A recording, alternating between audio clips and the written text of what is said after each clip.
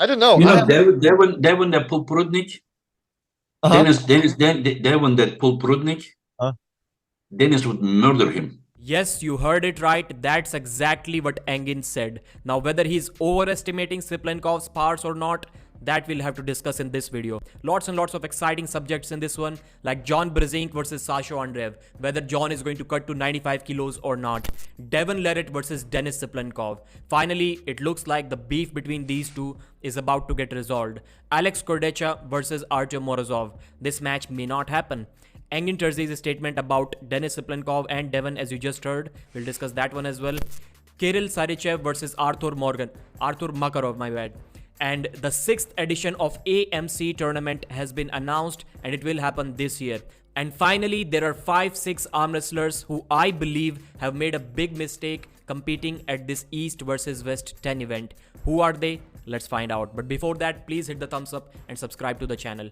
John Brzenk informed Engin Terzi yesterday that he is going to come for the 95 kg world title that Sasha Andreev is currently holding. In the beginning, John didn't even announce to Engin that he's going to cut to 95 because that match was set for 100 kilos. John was dieting for many days, and when he saw some success, he announced on Engin's podcast that he is going to cut to 95. But when he faced Todzilla in a practice pool, he changed his mind. He said to Todd and also Engin that he's probably not going to make that weight cut. He's not feeling that strong. But now he's made up his mind once again and he is coming for that title. Although I do believe that still Sasha is going to be at least 10 kilos lighter than John on match day. But I do believe that John may be in big trouble because Sasha's style may be good against John. Whether he's going to win the title or not, we'll have to see. We'll have to wait till November 11th. Pay-per-view link is in the description. I think if John wins it at 59 and he somehow defends it even when he's 60, that's kind of a world record. World champion in any weight class at 60 years old. Has anyone ever done that? I'm not sure. So the next topic, Devon Leret versus Denis Siplenkov. In the same video, Engin also announced that the beef between these two is about to get resolved. Or almost get resolved. Not completely because they will still not be sitting together at the dinner table, having dinner, having good fun and good laugh. But I don't think that's that big of a deal. We'll see the press conference and we'll see the competition. That's all we care for. Yes, if you are physically present there in Istanbul, then it may be a dream come true for an arm wrestling fan if you get to sit together and have a dinner with Denis and Devon. But I don't think any arm wrestling fan sitting at his home ever wondered like, man, I wish I got to see Devon and Denis having dinner together. Nobody thinks like that. So I don't think it is that big of a deal. And it is a good de-escalation strategy from Engin, whatever he applied in the background that we don't know of. Because the situation went from, I'm going to kill this guy, and this guy saying that keep him away from me, I'll kill this dude, I'll fight him in a boxing match or an MMA match, to we are not going to have dinner together. That's good. That's good from Engin. That's good work. So looks like the beef is resolved. As we said, I don't care about the dinner. All I want to see is them gasping for air in the 5th round, not being able to breathe, completely exhausted, arms tired. That's what I want to see. Alex Kurdecha versus Artem Morozov. I forgot to update you guys about this one, but about a week or so ago, Engin said on his podcast that Alex Kurdecha versus Artem Morozov match may not be happening, and he did tell us that he will be letting us know about the reason in the future. As of now, it is not known. I hope it is not Alex Kurdecha because he was in hibernation mode for almost a couple of years. He kind of woke up from that, and now if it is on him and he doesn't want to compete, then that looks really bad on his part, especially when Morozov is not 100%. Or maybe that's why he cancelled that match, because he thought that he's not going to get the credit that he deserves after beating Morozov, and I think there was some high likelihood of him beating Morozov on that day. I just hope that match happens sooner or later. So Engin Terzi said on the podcast of Travis Bajent that he believes the Devon Leret that faced Evgeny Prudnik would get murdered by this version of Denis Siplenkov. Now that's kind of strange because everyone, including Devon, was saying that 115 kg version of Devon was the strongest version that ever existed.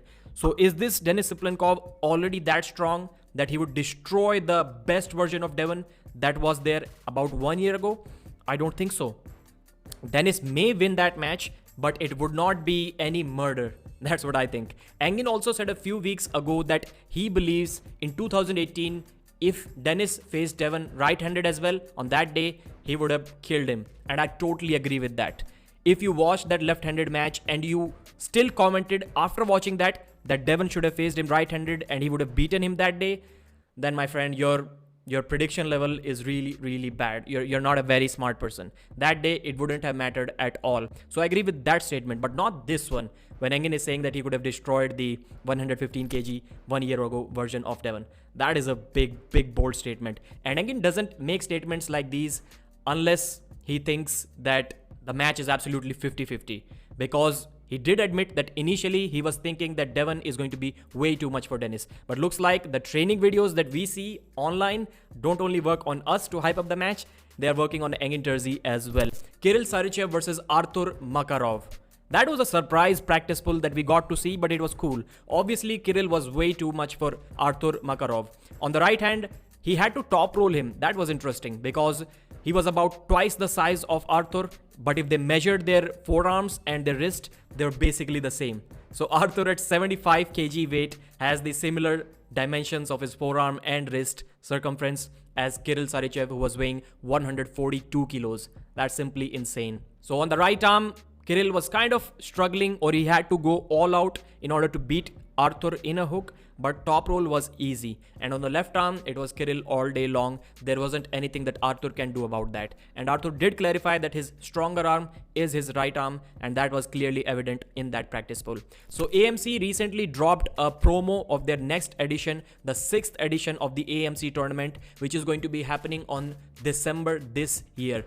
The date has not been announced yet. There were some rumors going on in Reddit community that tournament may be cancelled, and fortunately that isn't. Of course, there is huge money, and I don't see any way for the promoters to make their money back from the AMC tournament. I don't even know how that model is working. I'm just guessing that there are some rich men out there who just want to see some competition and they're throwing $100,000 away. That's what's happening there. So now these 5 or 6 arm wrestlers shouldn't have competed in this version, in this edition of East versus West. Number 1 is Zaur Pezulayev. He was on the top of the world when he was cracking everyone's wrist at the AMC tournament. Then he got injured less than a year ago, had a bicep surgery, made a comeback a few months later, lost to Vitaly Laletin but still defeated Dmitry Silayev. So already good. And the only way to beat Zaur is with a good top roll. You cannot hook him. Maybe you cannot even flop press him. The only way is a top roll. And who is he facing at this version of East versus West? I keep on saying version, edition. He's facing one of the top 5 top rollers in the world, Georgy Swetkov. That's not a good match for him. His hype, trust me, his hype is going to die when he loses that match badly. And I think there is a high likelihood of that happening. The next one was Engin, because I wrote these names about a month or so ago. I forgot to upload that video. Engin has now pulled off the match, but I think as a comeback match, Coach Ray was good, but he needed one step above, not straight to the champion. It would have been a bad matchup. Rustam Babayev. Now, I'm not really sure if it is a mistake from Rustam or not, because he's the best hooker in the world and he's going against a top roller. So it's his natural territory. But still, I believe Irakli's back pressure, his top roll may be too much, because he also recently injured his pectoral muscle. Sasho Andreev, the biggest match of his life, John Brzenk, 95 kg title. If he beats the GOAT while weighing 10 kilos less than him, it is going to be an insane achievement still, even when John is 59. But what is he doing? He is going to compete against Artem Tainov on the left arm before facing John Brzenk. I know these Bulgarians, they're absolutely insane in terms of competing on the table. They train all day long. But still, I believe that these two matches are not going to be about endurance or muscle fatigue, but they're going to be about that adrenaline dump. You can get that adrenaline, that excitement, that competition fierceness only once maybe, if you're talking about different arms. But maybe, who knows? Sometimes these WAF tournaments take very long time and Sasho still destroys everyone there. So maybe he knows what he's doing, but he has a good likelihood, good chance of losing both of these matches. Then we have Denis Siplenkov, as we all know.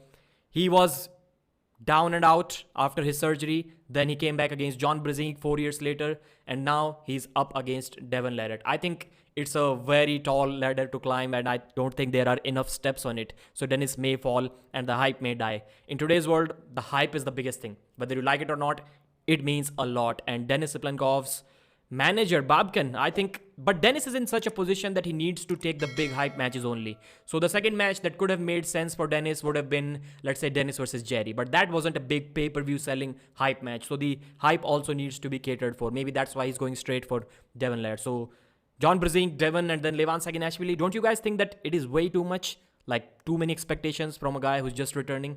There should have been one more match in my opinion. Thanks for watching, like the video and subscribe.